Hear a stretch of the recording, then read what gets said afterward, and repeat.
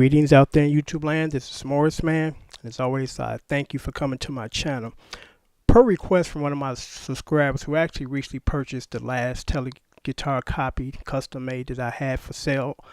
Thank you for the purchase, my good friend. Your guitar has been shipped and actually should reach you Wednesday according to United States Postal Service tracking. And you had a question that you wanted me to give my, I guess, suggestions and recommendations. So I'm going to read the question, then I'll try my best to, give you my suggestions on what should be done. It says, especially if you have something about making your playing sound clean and more precise, as in the technique of the player rather than the amp setting. So that sounds like it's two questions, and I'm going to tackle the first one first. And the first one is basically, how do you get a clean sound? And my recommendations is this, because I've played and had hundreds of guitars, literally. And I've always been attention to detail first and foremost. When I was first starting off playing it at the age of 14, me and my high school buddy, we were real big on a clean sound because we didn't like that muffled sound. So as far as a clean sound, as far as just a real bright, clean, clear sound, you can't go wrong with single chord pickups versus humbucking pickups. And humbucking pickups are usually found in Les Pauls and Les Paul copy types of guitars. And the humbucking pickup to me has its own unique, distinctive sound. It's absolutely fantastic for rock music for this reason. Humbucking speakers have pickups have a tendency to hold the note or the sound longer. Like when you're playing a rock song, and this is how I kind of discovered or stumbled upon that. It was a Kiss song that I was playing. I forgot the name of it, but with most rock songs, you're more or less playing power fifth chords, power chords. And, and that particular song, Paul Stanley or Ace Frehley, whichever one it was, they would hit the power chord and it would ring out through so many parts of the bar. And when I tried to do that first with my single chord, it didn't ring out long enough before it's time for me to hit it again. So I said, this is why most rock guys prefer humbucking Les Pauls versus single chord finished Telecasters or Strats. So for my personal experience, I lean more towards, since that's the style of music that I play, it's kind of, dance, funk, whatever, that I go with the single chord pickups because you do get a much cleaner sound. And the Fender Stratocaster or the Squire, it doesn't really make a difference which one gives you that sound. And another thing, well, let me just say this before I say that. A big fan of Fender stuff because I love the sound. I think that's why they like giants. But the problem I have personally with Fender guitars, and it's nothing bad, just me personally, it's something about the way that the neck is made and the bridge and the way that it's set up. It's really kind of hard to play that F bar chord in the first position. And I first thought it was just me. I said, man, maybe just my hands are weak, but I talked to other people and said I had the same problem. But guitarists like Jay Tercer, who I swear by these days, I don't have that problem. There's something about their necks that don't make me feel that way.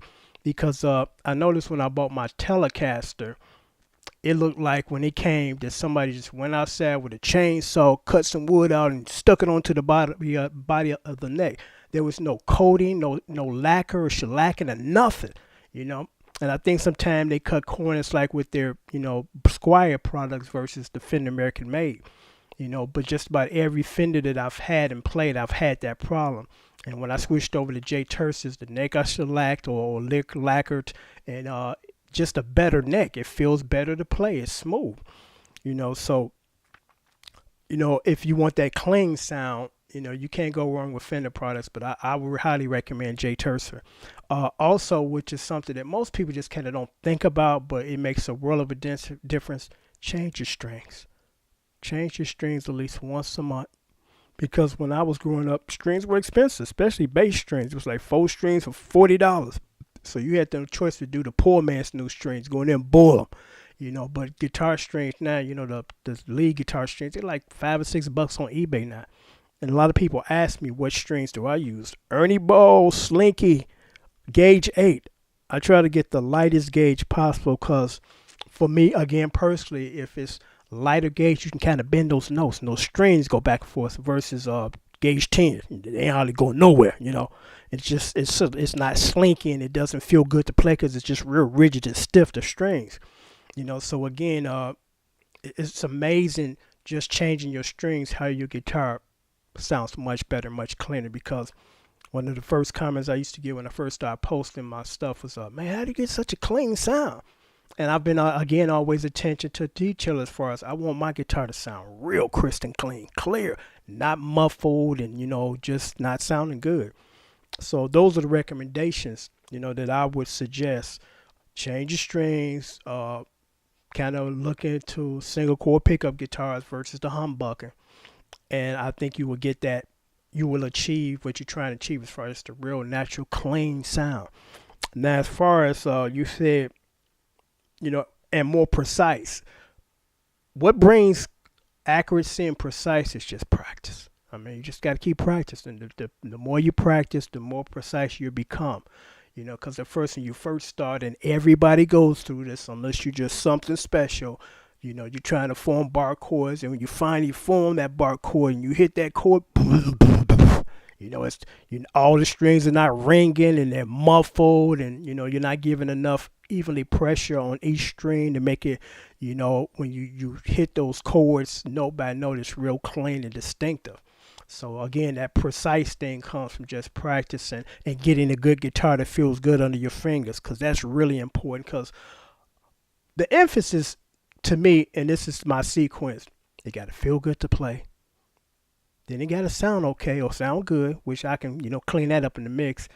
And it got to look good. And look good is the last, priority. Of course, you want something that appeals to the eye, but those are the priorities in the sequence that I do, because it don't make a difference if you got a $2,000 guitar that feel like shit to you and you can't play it and your hands are hurting after one song. What is the purpose? So my emphasis again is low action, slinky strings that I can bend back and forth, and it just feels good to play up and down the neck, regardless if I'm up on the first fret or down here on the 15th. It still feels good, and I can play it. So I can't stress that more. As far as getting a guitar that has a pretty good setup. Because you can easily take your guitar to a Guitar Center or Sandmaster or whatever, or Guitar Maker, and just tell them that you just want it to feel good to play, where it ain't hurting you, and you dread that dreaded F chord. I'm up here for a couple of bars and my hands are killing me. And it doesn't take a great deal of money to achieve that, because I told you guys, as far as my guitars, I've had hundreds of them, and I don't think I've paid no more than about $300-400 tops for my guitars. Because I've had one guy, you stop playing them cheap knockoff guitars. Ain't nothing wrong with Jay Tersa. The only difference between Jay Tersa and Fender is Fender got a much bigger budget to work with, and they can pay for advertising when actually you're paying for it. That's why the guitars are so high. But I learned a long time ago, don't be a part of that ridiculous mindset that you got to be like everybody else and spend a whole lot of money because you think that that's what's going to make you a better guitar player. It's nonsense. You're wasting your money. And I don't believe in wasting my money. I really don't.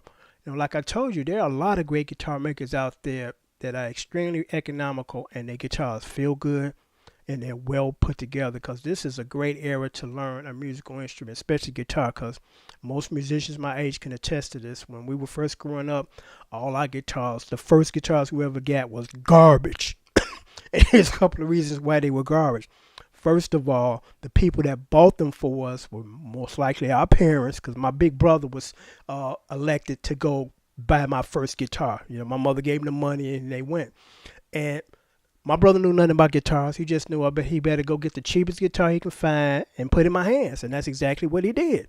But now, for us fast forward 20, 30 years later, you can go to a music store yourself and say, hey, I'm a beginner. Hook me up with something that feels good and it's not going to burn my pockets. And they can do that for you. Because the first guitar I had was Tasco. And it was garbage. The action was so high I could stick my fingers in between the string and the fretboard, and it kind of took off like a rocket, because at the top fret it was kind of high, and then it just kept getting higher and higher. By the time you get to the 15th fret, it was way up off the fretboard like that, So they don't really make junk guitars like that anymore. I mean, you can find them with the accent jacked up, but for the most part, Even the real cheap guitars are better than the ones that we had 40 years ago.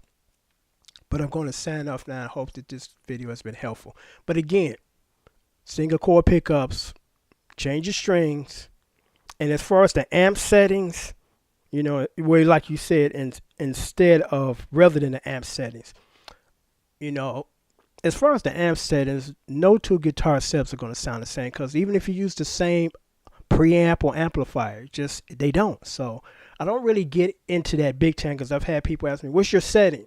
To be honest, I don't know. I just turn on my guitar, turn on my preamp, and go through some of my presets that are pretty good, and I play. I'm not trying to create a different preset, and I'm going to create this new sound. Like the guys that do this for a living, and they damn good at it. I'm not. So I rely on them, and my only focus should be on playing the guitar instead of trying to worry about how it was built, the wood nonsense. I'm going to create a Frankenstein guitar. I'm going to spend $200 on guitar, then spend $400 on modification.